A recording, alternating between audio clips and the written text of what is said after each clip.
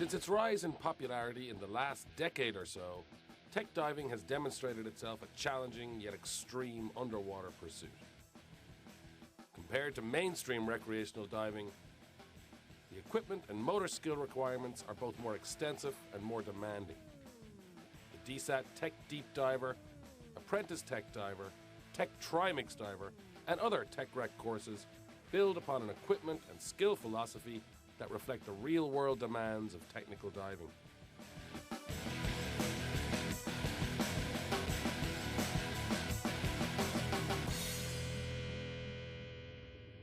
In this video, we'll go over the standardized technical rig you learn in the DSAT Tech Deep Diver course, including some of the philosophy, reasoning, and real-world data behind it.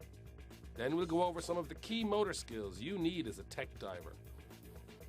These are the same skills you develop during the DSAT Tech Deep Diver course and apply during other TecRec programs. You begin developing these and practice them in confined water, so that's exactly where we'll look at them, in the pool. When we're done, this video, plus the details in the Tech Deep Diver manual and your instructor's guidance, will have given you the foundation you need to rig your gear appropriately for tech diving. And you'll know how the key motor skills look when you're doing them. And that's the first step to learning them. Ready? Let's get started.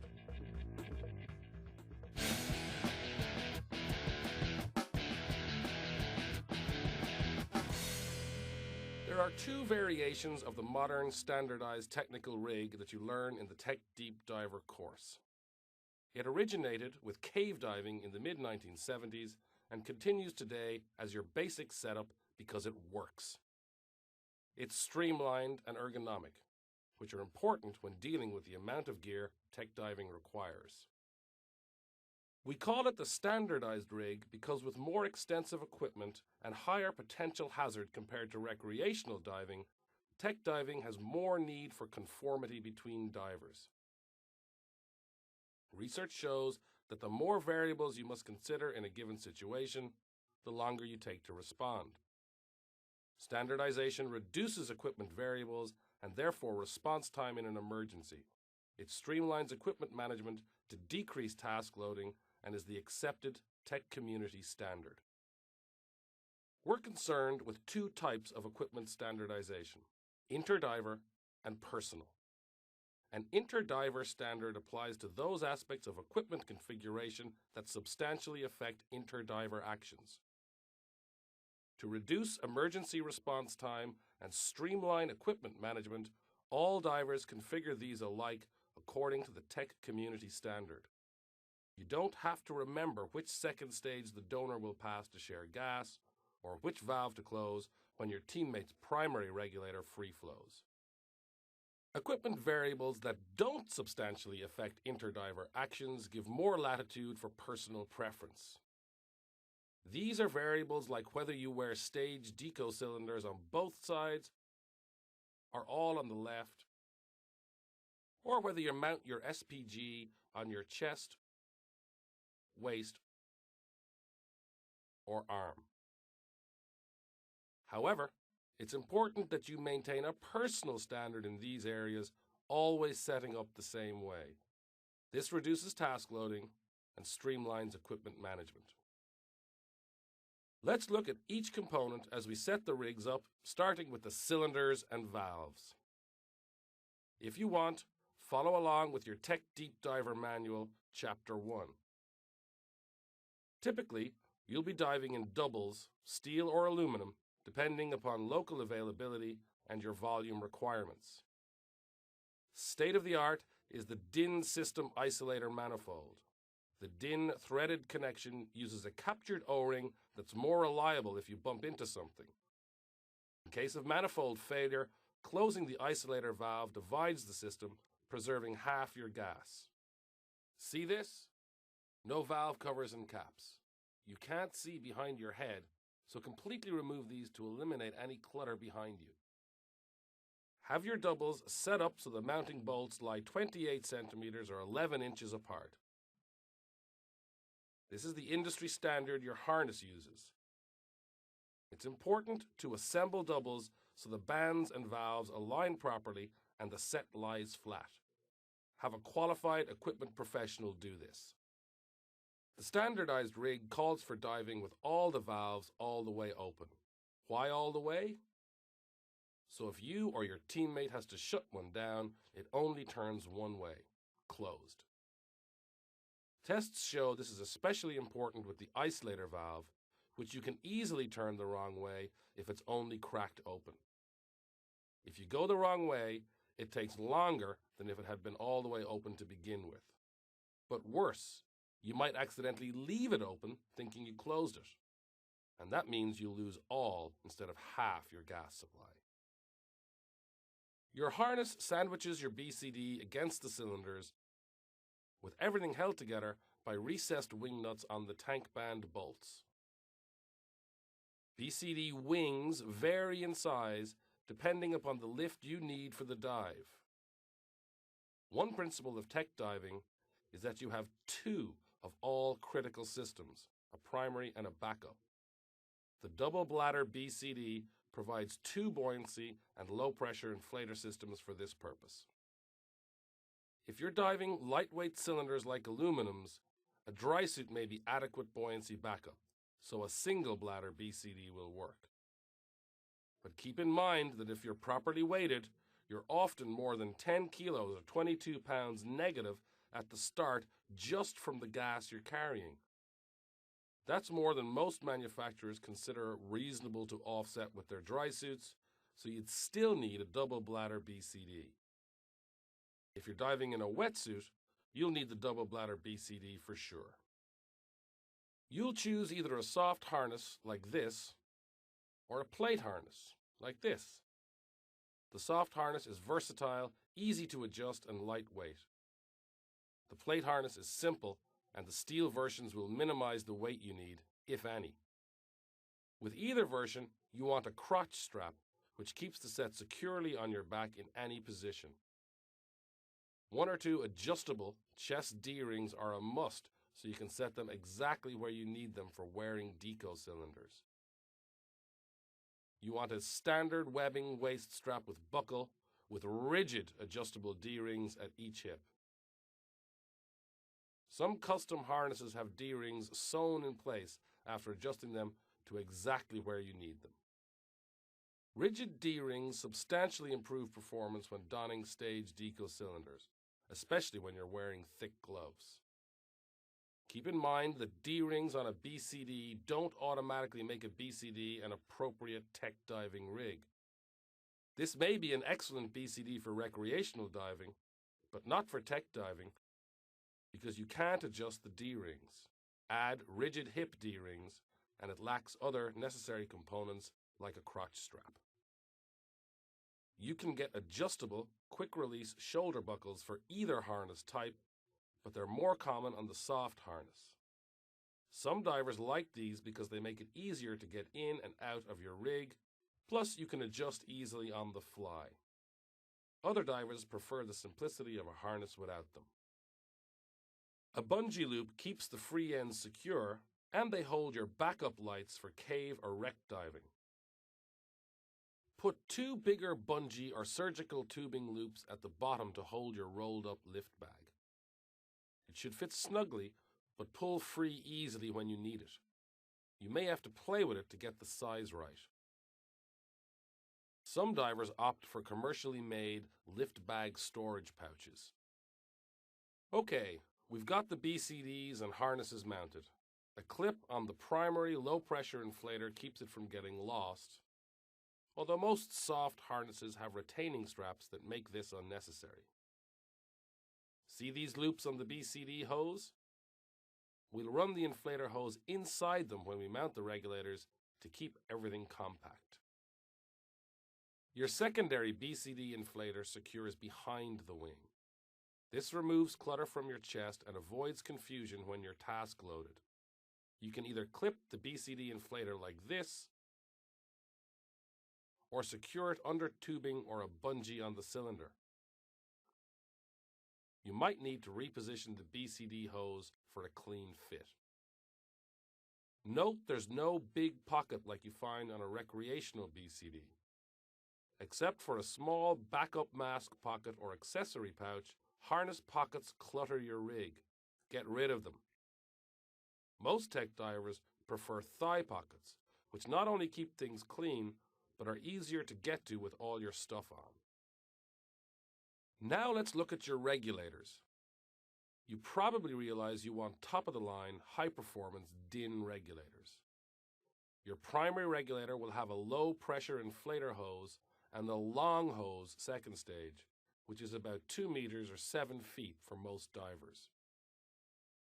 Your backup regulator will have standard length second stage hose, your SPG, and up to 2 low-pressure hoses.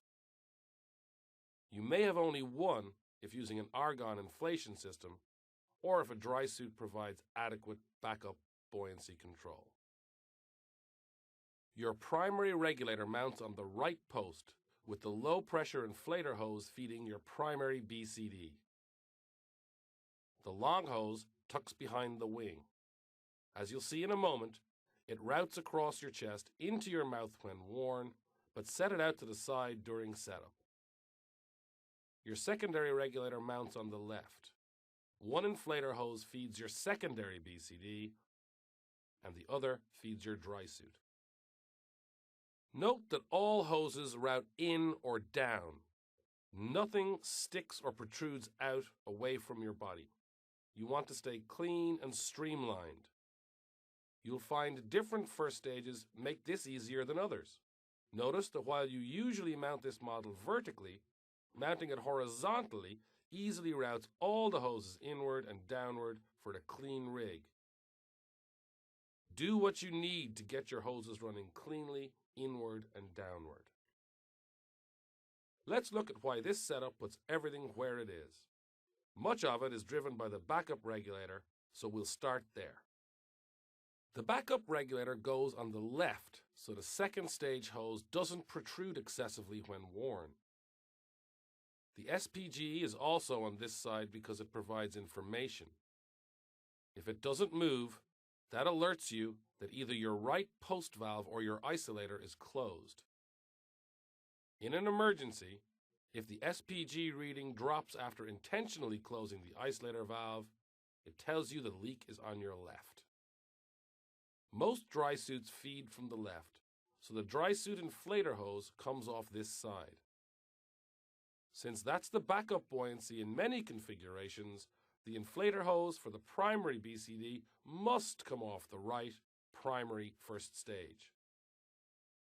If you shut down your primary, you don't want to lose all your buoyancy control. For consistency and to maintain standardization, you always feed the primary BCD from your right first stage and your backup BCD and or dry suit from your left. This also helps you mentally by putting your backup on your left and all your primary gear except the SPG on the right. Your backup regulator goes on a bungee or surgical tubing necklace right under your chin. This configuration keeps it readily accessible with either hand. Either hand should be able to put it in your mouth without unclipping or undoing anything. The long hose comes up from the bottom of the wing, across your chest, and behind your neck into your mouth like this. This manages the slack, leaving the hose immediately available for gas sharing. Note that your safety reel on your right hip D-ring helps hold it in place. If you were cave diving, your light canister would do the same thing. When kitting up, always put your long hose in place last to ensure that no other hoses end up on top, trapping it. Secure it with a breakaway clip when you're not breathing it so it doesn't unwind and dangle behind you. Only one SPG. A second just adds another potential high-pressure leak and hose to manage without any real benefit. If your SPG blows, you're going to shut down that regulator and abort. At that point, you don't need it for gas management because you're headed home anyway. Most tech divers choose your basic SPG because it's simple and reliable. avoiding air-integrated computers because that puts two eggs in one basket, if you will, and the gas supply calculations are meaningless anyway when you're making gas switches. Although the standard rig has minor variations to meet the demand of different dive environments, keep in mind that the more you deviate from the accepted norm, the more complexity you add to emergency management and procedures. There's not much benefit to deviating from breathing the long hose or switching the first stage positions, nor is it acceptable with respect to TecRec programs. On the other hand, when using a double bladder BCD supplied by two regulators, it makes little difference which side your dry suit hose comes off of if necessary to reach the suit's inflator. If you're using an argon system, the preferred location is on the left side, though some divers' dry suits require a right side mount. You mount it valve down so you can open or close it, and regulator in to maintain streamlining. Now let's look at instrumentation. Tech divers generally avoid consoles or any instruments clipped to the harness because they're bulky and clutter your gear. Wrist gauges clear your chest area, plus you can more easily read them with your hands occupied. You can clip your SPG to your waist or to your chest or wrist where you can read it hands-free. Since you need two ways to determine depth and time, many tech divers mount gauges on both arms. Others prefer to keep one arm clean. Either way is acceptable, but be consistent. You can also carry a backup gauge in a pocket. Here are some important fine points. You should have at least two cutting tools, one of which is reachable by both hands. Use sliding gate clips, dog clips if you will, because they don't latch themselves to things. Clip accessories well out of the way, or better yet, stow them in a pocket. Use breakaway clips on anything that you might need to release quickly in an emergency, like your primary second stage. You should always think about streamlining and avoiding clutter. You should have a clean rig with everything possible stowed when you don't need it, yet readily accessible when you do. Look at the details, like your mask and fin straps. It's amazing how overlooking a few points here and there adds up to an unpolished, ineffective, and potentially hazardous setup. Dive clean, uncluttered, and streamlined. Stage or decompression cylinders have some variation in how you set them up and wear them, but little acceptable variation in how you mark them. Check out Chapter 2 of the Tech Deep Diver Manual. Typically, the cylinder has a 46 centimeter or 18-inch strap or cord running from the valve to a band around the cylinder with a clip at each end for securing to your waist and chest D-rings. The regulator has a single second stage and an SPG. Tuck the second stage hose along the cylinder under inner tubing, bungee, or other elastic-type straps so it stays in place, but pulls free easily when needed. You can use a short hose on the SPG and secure it like this to simplify setup. You might find a tucked standard SPG hose more convenient for streamlining and positioning. Either way, it needs to stay where you put it.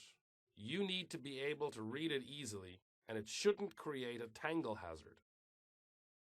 Put a breakaway clip on the second stage so you can secure it during air brakes.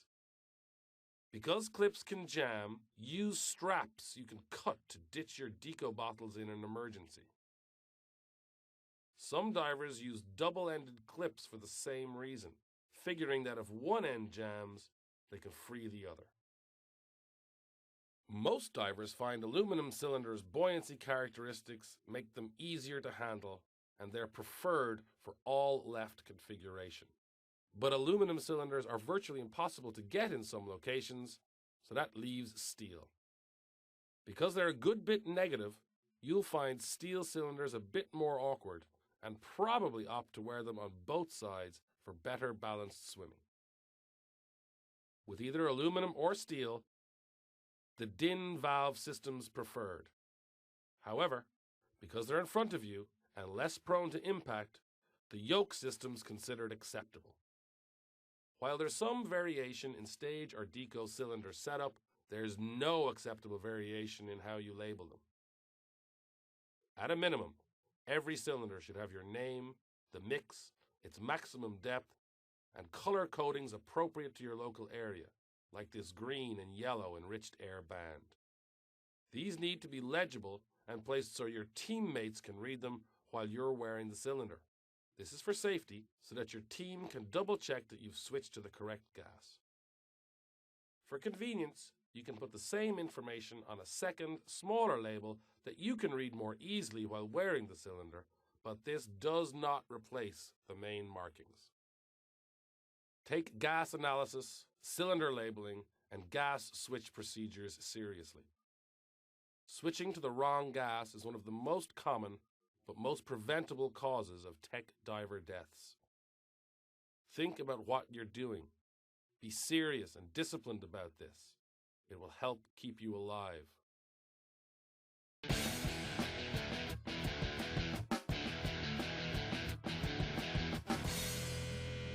We've been going over gear setup. Next come our pre-dive checks. Although you set up your own gear, dive preparation is a team task. Use the TecRec dive planning checklist slates as a team to make sure you've covered all points of your dive plan. When checking your gear, one technique is to read off each checklist item while team members confirm that item together before moving to the next item on the list.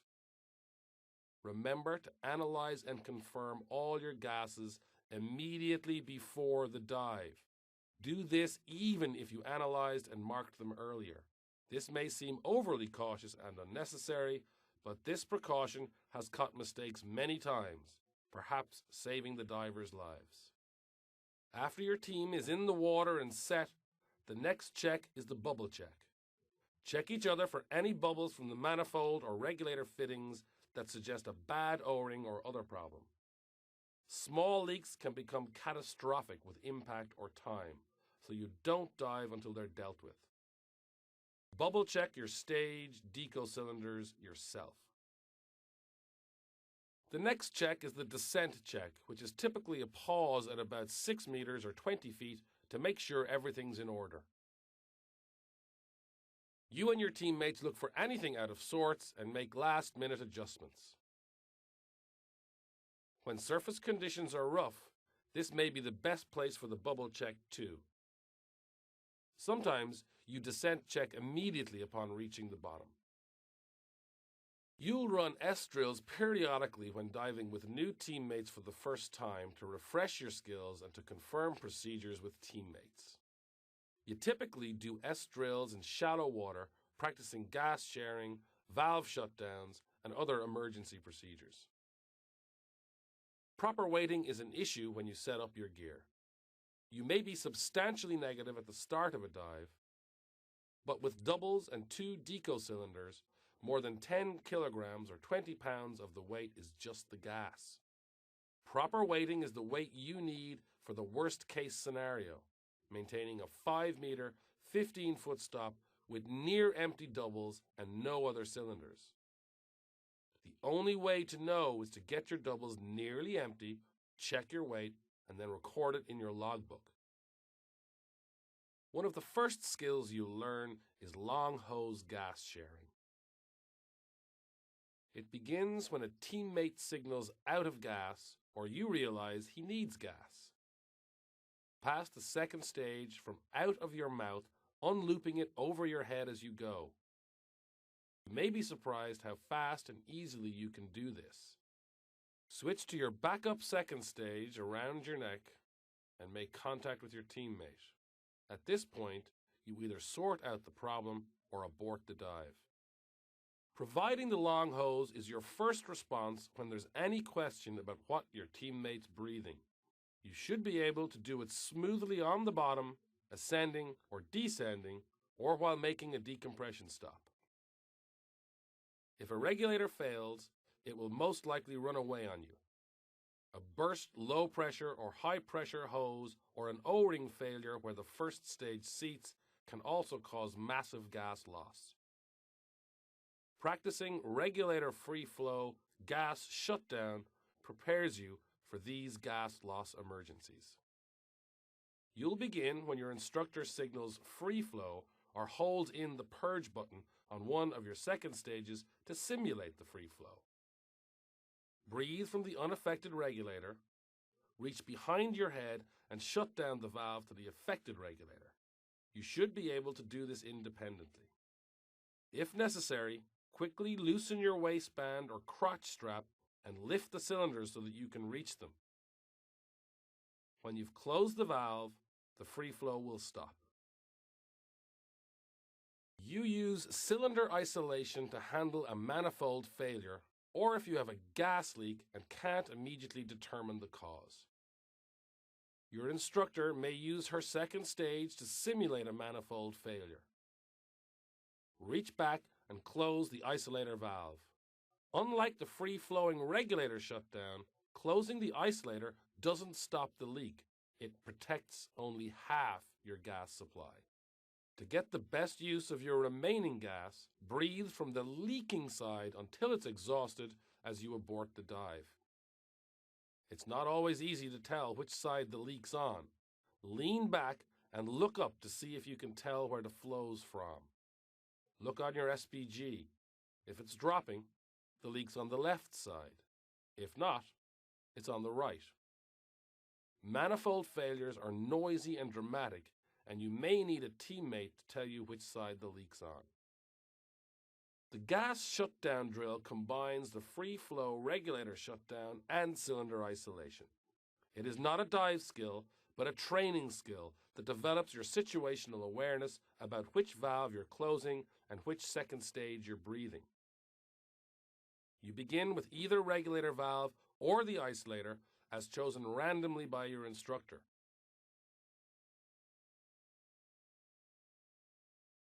You close and reopen all the valves, switching second stages to stay with the open valve. With practice, you should be able to do this in under a minute, starting with any valve. And like many skills, you'll find you're faster if you don't rush. Now let's look at stage deco cylinder procedures. You'll start out with one and then progress to using two. Let's start with donning a stage or decompression cylinder, which is a skill you'll use both at the surface and on the bottom. Start by making sure the hoses are all properly tucked and secure, and by checking the labels to be sure it's your bottle. Hold the rig by the bottom clip in your left hand. Clip it to your left waist D-ring, then swing the top up and clip it to your left chest D-ring. Make sure you're not trapping anything and confirm the valves closed. You can usually handle aluminum cylinders with one hand, but negative cylinders like steel may take two. Removing the cylinder is simply the reverse. Undo at your chest, then your waist. For wearing multiple cylinders, you can wear all the cylinders on the left or distribute them left and right. For all left, you'll need near neutral cylinders. It's less intuitive than wearing on both sides, but you may be surprised how well it works once you try it. Right-left configuration is more balanced when wearing substantially negative cylinders. When wearing all left, you stack cylinders. It's usually easiest to put the second on top of the first rather than under it, so either way works. But remember, the one you're breathing is always on top. When you switch, it's usually faster and easier to trail the spent cylinder than to stack it underneath. When you wear cylinders on both sides, the main concern is not trapping your long hose between your body and right cylinder. Be sure the hose is below the waist D-ring. That leaves it free to pass off to share gas. If you opt for right-left configuration, remember you need a personal standard, always putting the same cylinders in the same place. The accepted convention is right rich, left lean, meaning your highest oxygen goes on the right and the lowest on the left. It may surprise you that there's no community standard for wearing all left or right left, but empirical data shows there's no need for one. With properly marked cylinders, the configuration has little bearing on team interactions. If possible, try both configurations to determine which you like best. Then stick with that one as your personal standard. On many dives, you may stage your cylinders, leaving them where you can retrieve them later. For instance, when feasible, it's better to stage a deco cylinder than to take it deeper than you can safely use it. But it's imperative that you'll be able to return to it, so this isn't always possible. The team stages together. First, confirm the valves closed so you don't come back to an empty cylinder. Remove the cylinder and put it someplace secured so it won't roll or fall away. Before leaving, you and your teammates should check each other's labels to confirm you've staged the correct cylinder. Practice doing this neutrally buoyant. When retrieving cylinders, confirm that it's your cylinder, then pick it up and don it, again maintaining neutral buoyancy. At times, you want to stage and retrieve cylinders with minimal delay. You might do this to stay on a tight schedule on the way down and to keep up with runtime during ascent. When staging, confirm valve closure and remove the cylinder as you approach the drop point. Stop long enough to secure it and confirm that everyone's leaving the correct cylinder. When retrieving, read the label as you approach, grab your cylinder and latch the upper clip to your chest D-ring while you continue to swim. This lets you keep going. Secure at the waist as you swim or at your first deco stop. Now let's look at the no-tox gas switch procedure. It was developed to address the most common preventable cause of tech diver fatalities. Don't be complacent about gas switches. It's rarely the beginner who goes to the wrong gas, but the more experienced tech diver who's done it 100 times. The whole point of having procedures is so you don't do something fatally stupid. Follow it step by step, in order, thinking about what you're doing every time. If you've staged your cylinder, you typically don it before the gas switch. N stands for note your name and the maximum depth on the cylinder labels. O, observe the actual depth and compare it to the maximum depth on the label. T, turn open the valve.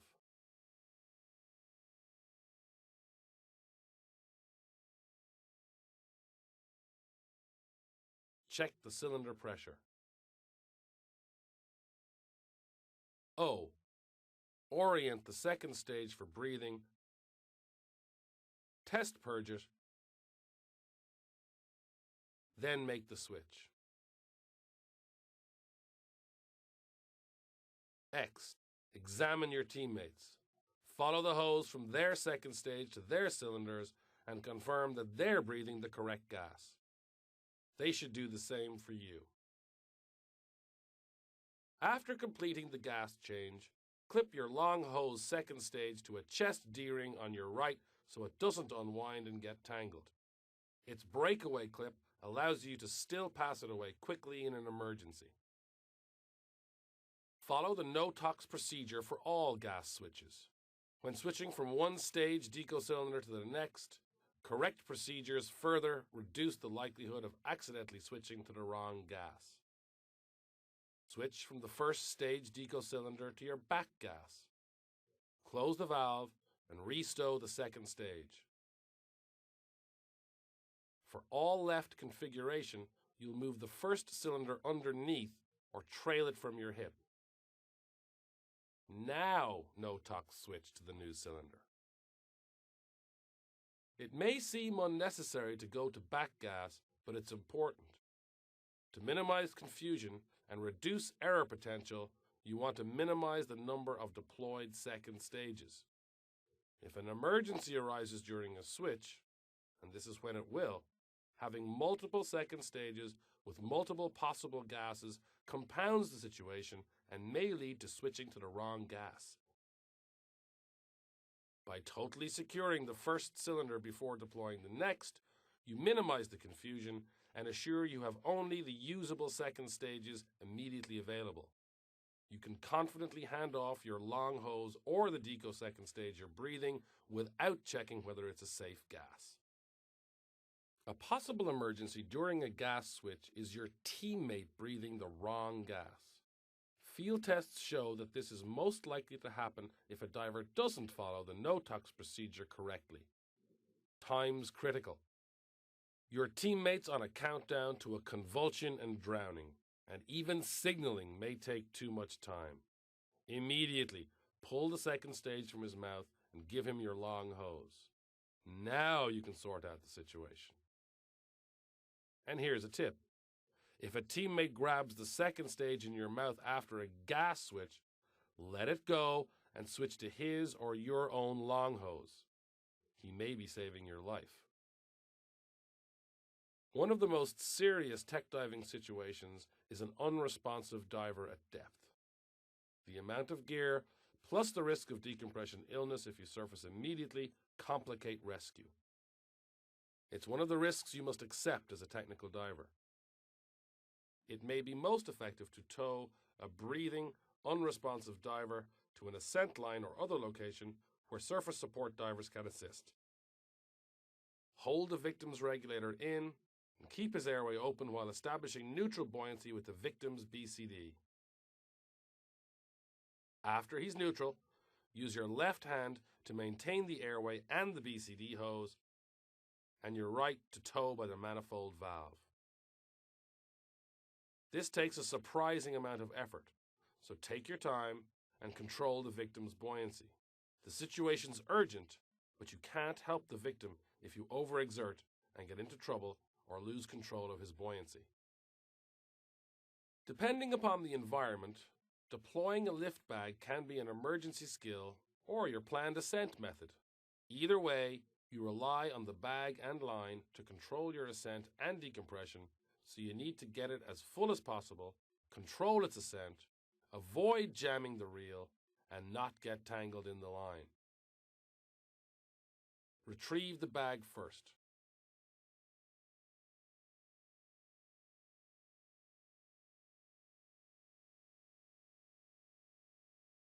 Put a puff into it to make it stand up.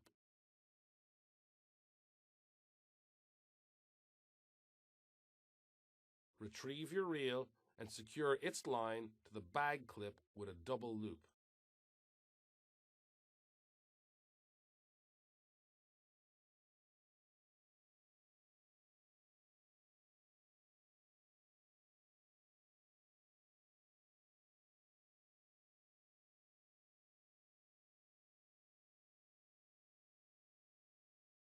Secure anything dangling from the bag that could tangle in your gear. Note that you lock the reel whenever you let go of it to avoid a tangle and jam. Unlock the reel and hold it out in your right hand with the bag in your left, just above the second stage in your mouth, like this. The line should be taut and completely in sight. The whole point of this is to avoid entanglement. If possible, lock your legs around something or have your teammates hold you down as you puff air into the bag from your second stage as full as you can without losing control of your buoyancy. Release the bag. Maintain light drag on the line so the bag stays upright and so the reel doesn't spin, tangle, and jam. When the bag reaches the surface, pull down to keep it from spilling. Begin your ascent, maintaining tension on the line, reeling it in as you go up. Never clip or attach the reel to yourself when deploying the lift bag, because if it jams, you're headed up in an uncontrolled ascent. Just let it go. Try again with your teammate's bag and reel. If your lift bag spills, obviously you can reel it in and try again. But sometimes it spills or leaks and doesn't have enough buoyancy, but you can't pull it back down. simply clip a teammate's bag to the same line and send it up, adding its buoyancy to the first.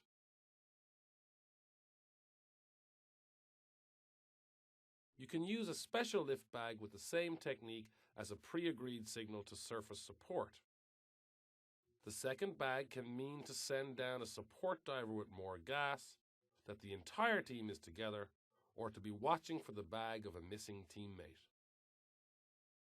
One of the most important skills to master as a tech diver is making decompression stops without physical contact to control your depth.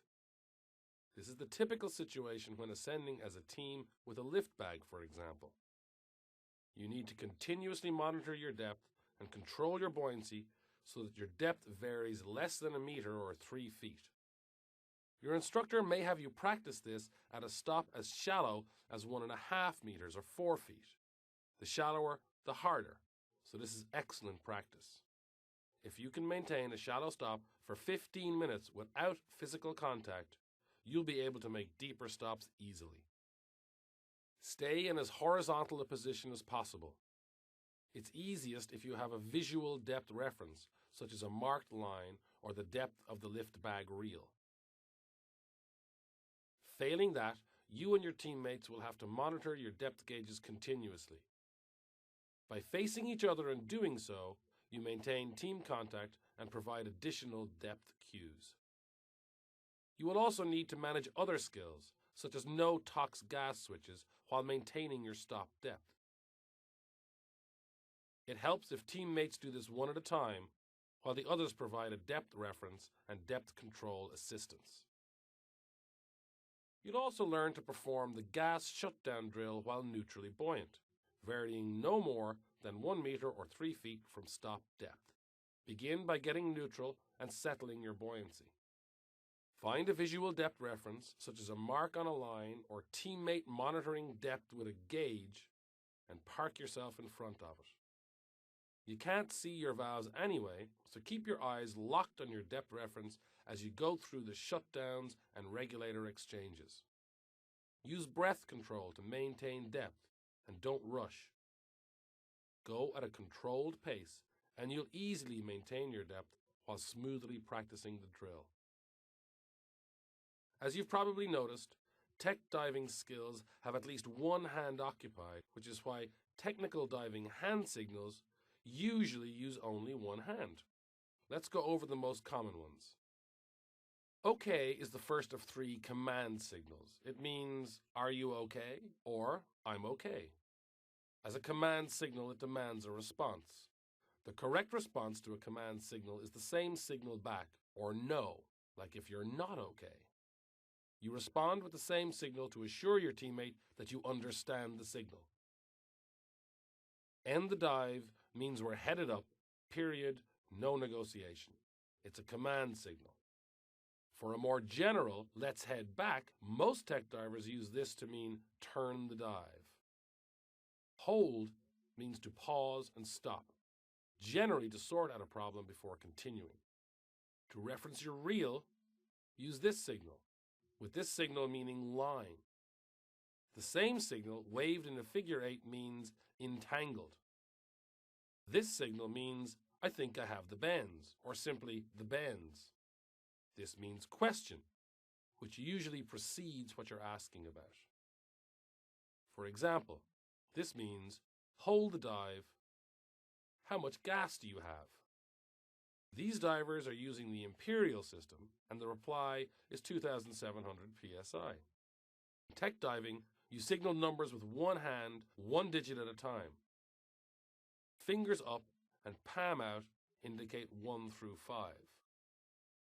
Fingers to the side and palm in indicate 6 through 9, and O indicates 0.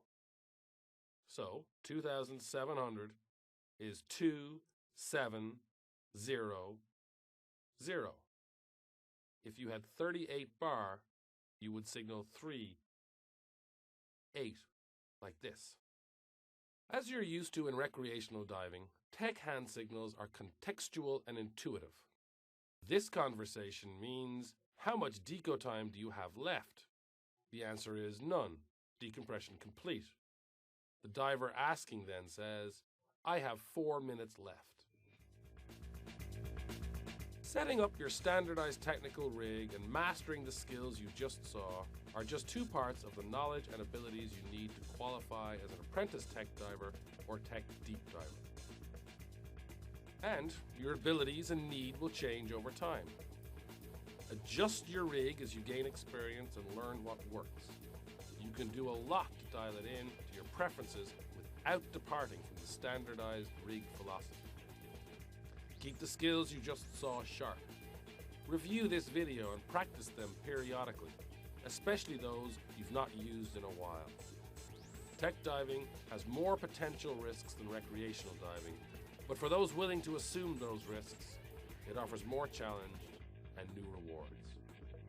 Keep sharp, stay current, and dive safely.